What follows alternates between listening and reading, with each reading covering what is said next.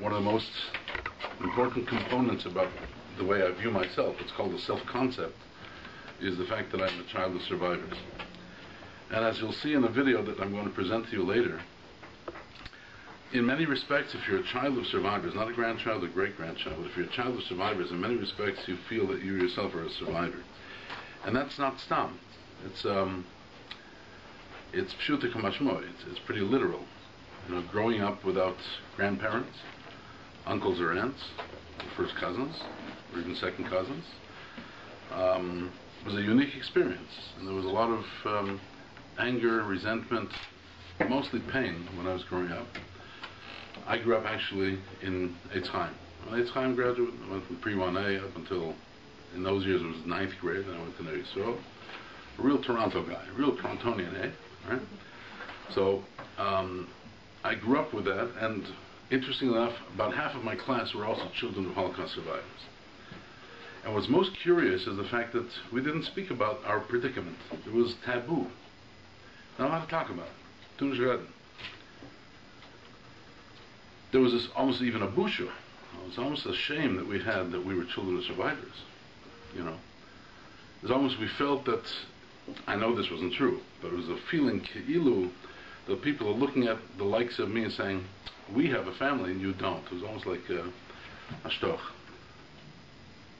Yeah, I'm not choishet that anyone actually felt that way, but this is the feeling that we had. So there's a certain survival aspect in being even a child of survivors. Mostly the Olam HaTorah did not speak about it. Gedolei Yisrael didn't speak about it. I do know that within a year after the end of the Milchama, two Gedolei Yisrael met in Eretz Yisrael. One was the Imre Emes of Ger, the Ger Rebbe, the grandfather of today's Ger Rebbe, and one was the Belzer Rebbe, the uncle, the great uncle. No, the uncle of today's Belzer Rebbe.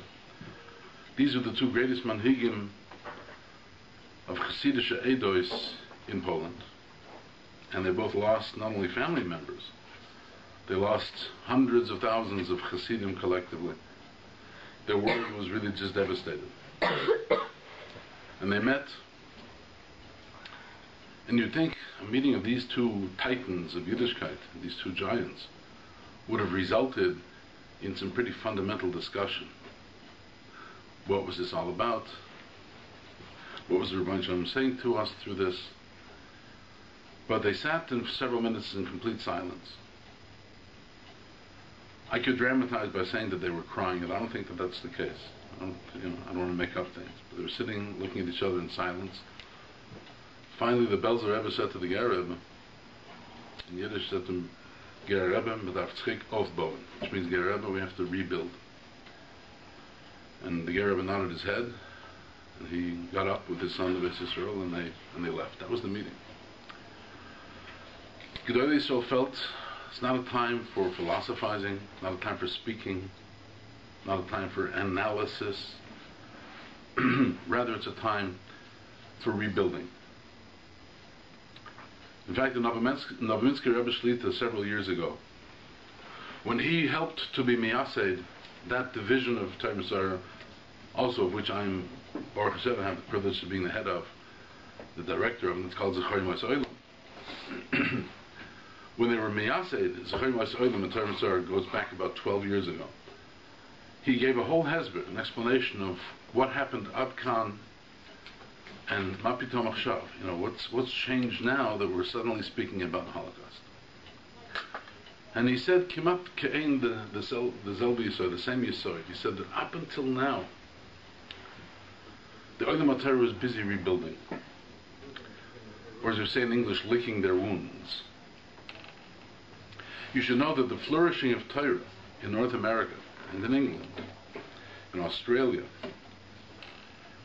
was, I'd say 90%, the result of the koiches, the bren, of She'eres HaPleita Jews who came after the Milchama, who had been stripped of their entire lives. They'd been robbed of their youth and their families, and the twinkle in their eye that young people normally have when it comes to great things such as a Yom Tov and a Shabbos. They were robbed of all of that. But there's something about the Jew that he's resilient. And we'll talk about that later, Mi'at Hashem. Thank you. The resiliency of the Yid. So they came back, and they started to rebuild. And as long as Klal Yisrael was busy rebuilding, there was no time to talk. That's what the Novominsker Rebbe explained. To speak about the koyach of the Jews to go back and rebuild, let me share with you a beautiful idea that the Belzer, this Belzer Rebbe said on the first Tish. You know what a Tish is? A Rebbe conducts a Tish, yeah. The first Tish that he conducted, I believe, was Parshas B'Shalach, in the year after he came to Eretz Yisrael. Up until then, he just didn't muster the strength. So I think the first Tish was Parshas B'Shalach, and Parshas B'Shalach, as you know, is Shabbos Shira. So the Belzer Rebbe looked at his Chassidim and he said, there's gadlus in the fact that Klal Yisrael said Shira. They sang a song to the Rabbi Shlev. So of course the question you would ask, if you would hear only that, is, hello? They just had a Kriyas Yamsuf. So they're singing praises of HaKadosh Baruch Hu, thanking Hashem for their lives. Why is that such godless? The Belzer Rebbe explained. Only a few weeks prior to that, during Makas Choshech, the vast majority of Klal Yisrael was killed. Whichever way you want to interpret or taich ois what the word killed means. But Klal Yisrael lost their families, their relatives. They were all broken remnants of families. They were Holocaust survivors. And within a few weeks, after their being liberated from their Holocaust, at the Yetzias Mitzrayim, did I say a few weeks? Within days. Kriyas Yamsuf was on the 7th day of Pesach. They were able to muster their strengths together to rally up that reserve, that deep reserve that they had inside of them, to the point of being able to say Shira Sayom. That's the godless of Klal Yisrael. That's what the Belzer Rebbe said. So the Jews who came over after the Luchama, after liberation, whether of a Klein Oifen, whether in a mini dimension of dealing only with their own family and their own Dalaramos, or whether on a larger scale, much broader scope, building up moistus, yeshivas, Beis Yankovs, koilim, the She'er Playtime Yidden threw themselves into the rebuilding of Torah and Yiddishkeit. In many cases, connecting with existing structures, like Torah Das in New York, Chaim Berlin, the Chafetz Chaim, and in many cases, building from scratch. Most of the Chassidish moistus in New York, for example, didn't exist. Did I say most? Possibly all. But these people came with this resolve. The koyach to sing Shiras Hayom only days after Makas Choshech. So they threw themselves into this activity and there was no time for anything else. Then all of a sudden, the Olam HaTorah woke up. And I don't mean that in a negative sense. I mean it in the sense where they realized that Torah is now flourishing in America. Baruch Hashem. We can now, therefore, take a breather, look back, try to understand, and deal with Holocaust studies in terms of giving it over as a legacy to the next door.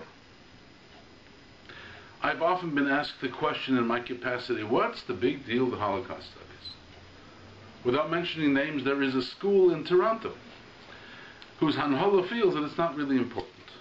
I'm not going to get into any details. So it's a question that obviously has some legitimacy. What's the pshat of Holocaust studies? Why are we into this? Now, the simple answer is because the Torah is mechayev us to look at our history. Hence the name of our little mini organization within Torah Messiah, Zecharim Eis Olam. Binu Shnois Dor V'Dor. Interestingly, the Kotzker Rebbe said that Shnois means Hishtanus, means change. Whereas Yoim is a constant. Zecharim Eis Olam Binu Shnois Dor V'Dor means you have to have a balance between seeing how things always change, binu shnois dor v'dor, but also zechor mos oil, look back at the constancy of Klal Yisrael. Look back at their history. I don't remember the exact cliche or an expression that some great non-Jewish scholar may have said, but it was something like, a nation that does not live with a look to its past risks its present and its future. So that's the simple answer, and that's why we look at the Holocaust, because there's so much that we learn from it. I had the schus about 5 years ago of being the chairman at an event which brought together approximately 400 menahalim from the New York area, from Lakewood, from Monsey, from Borough Park, Flatbush, for Rockaway, etc. And the topic was Holocaust Studies and the need to implement it and to be mechazik it, not only in the Beis Yaakov but in the yeshivas as well. One of the speakers at that event was Rabbi David Shustel, Shlita, one of the Rosh Yeshivas of Lakewood. Rabbi David Shustel. And I still remember him as if today, banging on the stender and shouting, this is a choiv kodesh. This is a sacred obligation to learn about the Churban of Europe. It's not a subject in history. As a matter of fact, let me go further. It's not a subject in history. It's not a subject in school. I really take offense if people make a course in Holocaust Studies and they're getting a mark in Holocaust Studies. It's not a subject. It's a choiv kodesh. That's why it really belongs in the Limudei Kodesh program, and those schools that teach it within the program of Limudei Chayil, that's also fine as long as it's being taught Al Taras Kodesh, which means you have from people with the right hashkafa teaching it. But it's a Choiv Kodesh. The time has come. The Novominsker Rebbe at that same evening said, and he also wrote, the purpose of Holocaust Studies is to infuse into young people the concept of being mishtatef b'tzaron shel Yisrael. They're participating in the tzar of Klal Yisrael.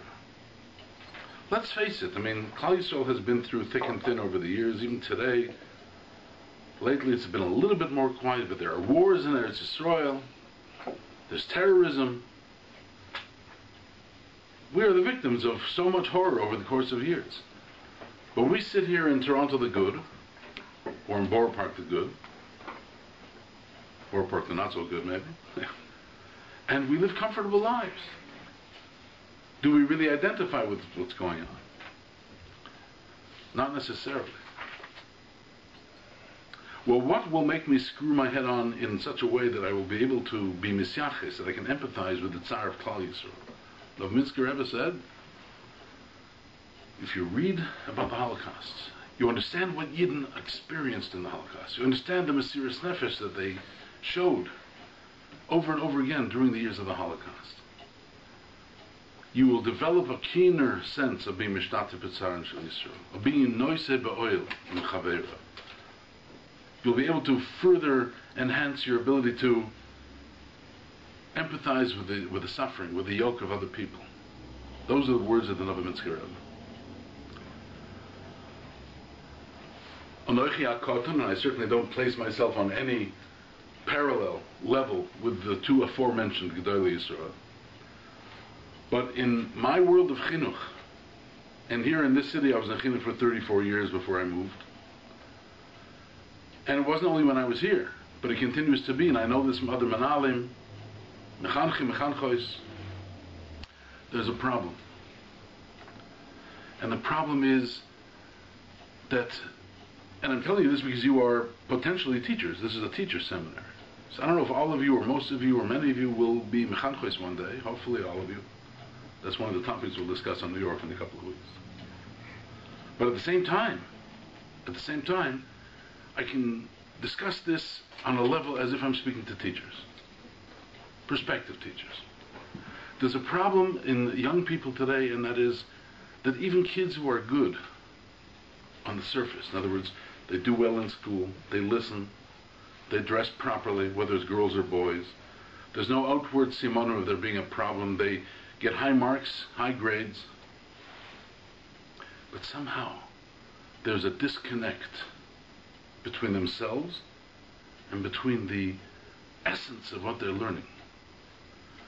They don't feel connected when they daven. They don't feel connected when they do mitzvahs. Yiddishkeit is a thing which is somehow outside of them. There's a disconnect. And that's why you have people today, young people, as I said, even the best kids, somehow not caring about things like Shabbos, and they're texting and doing things on Friday night when no one is looking.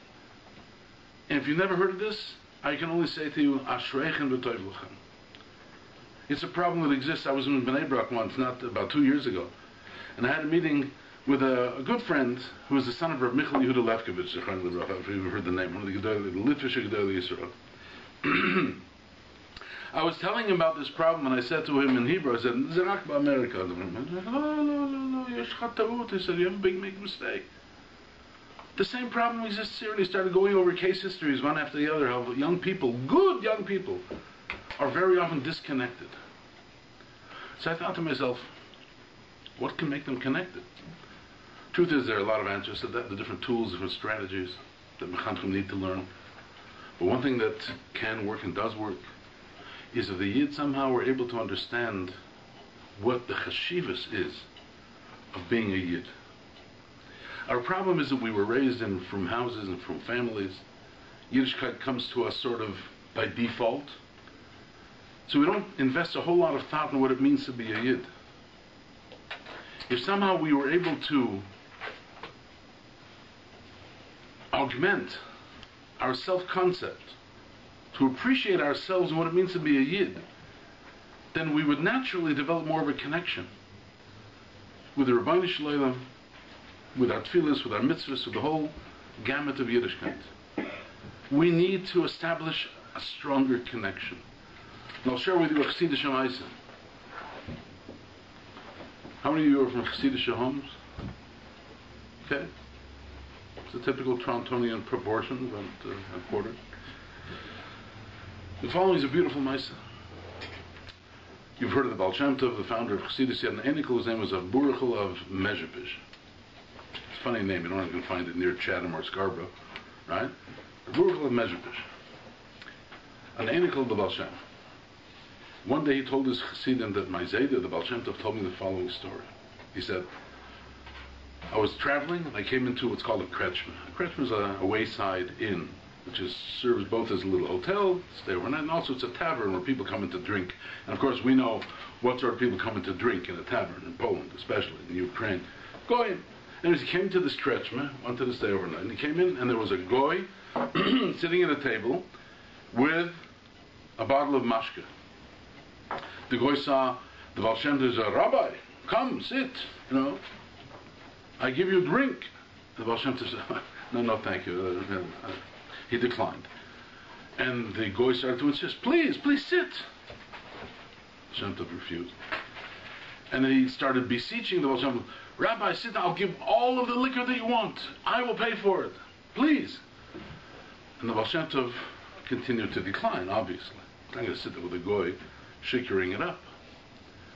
And the Goy turned to the Baal Shem Tov and says, I don't understand you Jews. Somebody's offering you the offer of your life to pay for all the liquor that you could drink, and you turn up that kind of an offer? I've never heard of such a thing. So the Goy said to the Baal Shem Tov. Baal Shem Tov told his Einik, when he said the story, what am I going to start telling this Goy what it means to be a Yid? How can I tell a Goy what it means to be a Yid? And Melchemes HaYetzer, and the Neshama, and Taivas, and all these things. I'm going to tell a Goy what it means to be a Yid. When Burchel finished that story, he continued and he told his Chassidim, the Zayda had a hard time telling a Goy what it means to be a Yid. I have a hard time telling what it means to be a Yid when I talk to Yidden. Sometimes I have a hard time convincing a Jew what it means to be a Yid. We don't have often a sharp enough, an acute enough appreciation for what that legacy that we have.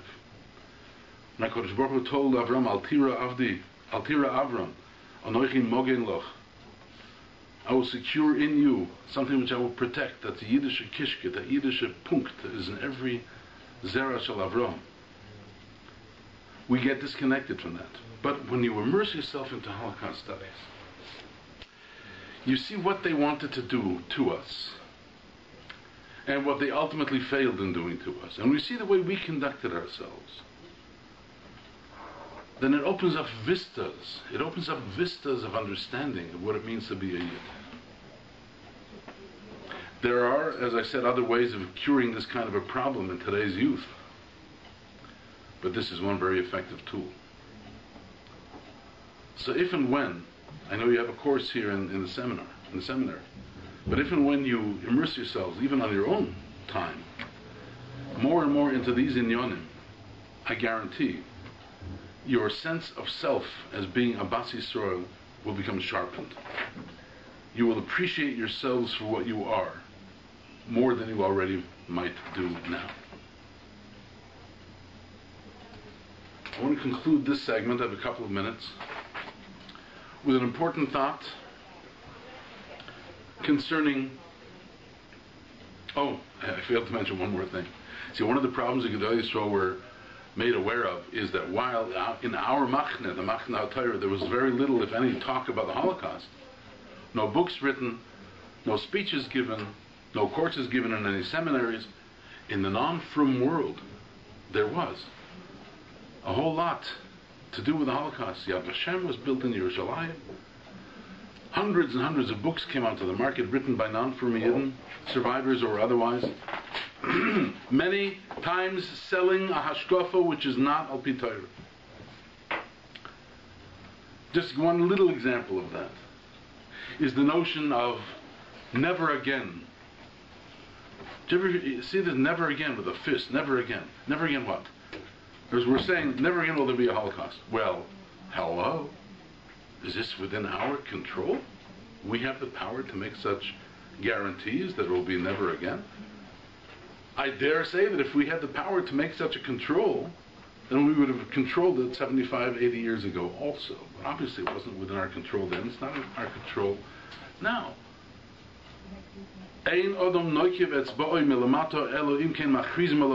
Nothing happens down here unless there's an announcement made to that effect in Shemayim. We can't say never again, but that humanistic approach of the secular world began to become popularized. And Gedolei Yisrael said, there isn't any other literature other than the secular literature, not written al pi Torah. And our kids are reading this. It's time to take a stance and to teach our own kinderlich that there is a hashkafa, that there is a hashkafas HaTorah concerning these inyanim. There was another one of the things that propelled the Olam HaTorah into action.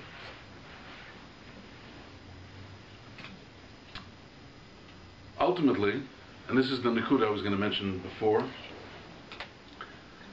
ultimately, the question is, what is it that we can really understand about the Holocaust? So I'll share with you a word from the Chassam Sofer. In Parshas Kisisa we read the Chet HaEgel. We also read that Moshe Rabbeinu was compelled to daven on behalf of Klal Yisrael. So on Yud Ches Tammuz he went back up for another 40 days, then another 40 days, and he davened until finally on Yom Kippur HaKadosh Baruch Hu said, Solachti kidvarecha, Yom Kippur. Moshe davened and asked Mechila, and he achieved that. HaKadosh Baruch Hu forgave Klal Yisrael. Then at the same time we read that as a result of the Chet HaEgel, 3,000 Yidden were killed in a Magefa. Punishment. Klal Yisrael sustained the loss of 3,000 Jews. So Moshe Rabbeinu turned to HaKadosh Baruch Hu and says, I don't get it. Either there's Mechila or there's Oynesh. How do you work exactly, Hashem? And he said the words, you probably could finish the sentence. He said, Hareini no. Balei tznius, Baruch Hashem. Hareini no es kvodecha. Show me your divine presence. Show me your kavod. Explain to me how you intervene into the lives of human beings. What's the pshat in the Yad Hashem? So, HaKadosh Baruch Hu answered to Moshe, among other things, he said to him, Vero'iso es achoirai ufanai lo yero. You can only see me from behind, you can't see my face. And that's it. What's the pshat? What do you mean, Hashem has a face? Hashem has a backside? What's the pshat?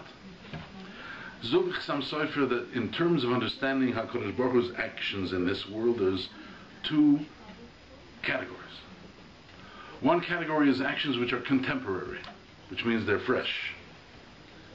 And the other category of actions are actions that happened in the past, behind us. Moshe Rabbeinu asked HaKadosh Baruch Hu, let me understand what this little mini Holocaust was all about. Hareini nos kvedecha. HaKadosh Baruch Hu said, I have news for you, Moshe. As long as events are contemporary, as long as they are fresh, they can't be understood. Ufonai lo yeirou. There comes a time where you look back upon events that we say in English, hindsight is 2020. If you look back upon events and come with this, an attempt to analyze and understand, then there's a possibility that you can understand. But ufonai lo yeirou, as long as events are contemporary, they can't be dealt with. And in that sense, also for the few decades between the liberation, between when from a world got awakened to Holocaust studies, it was still contemporary. But I have more news for you. It's still contemporary. First of all, you're going to have the schus of seeing two ladies who are Holocaust survivors. There aren't that many among us. There should be Marach Yom and Bishonim, there should be Gesinnt and Stark Gesinnt and Svonsecure, but we don't have too many Holocaust survivors. But it's not only them. As I said, children of Holocaust survivors think that they are survivors too. As long as there's people the likes of me roaming the face of the earth, then the Holocaust is still very contemporary. Still very fresh. It's very painful. I'm not going to stand here and share some of the painful parts of my personal history. I could later if there's time, but it's not like it right now for sure. It's still contemporary. So the degree to which we understand what went on in the Holocaust is very, very small. However, there are limudim, and that's what we're going to focus on a little bit later when I come back. And that's it for any questions before I say goodbye? Or say au revoir, as we say here? Okay, see you later.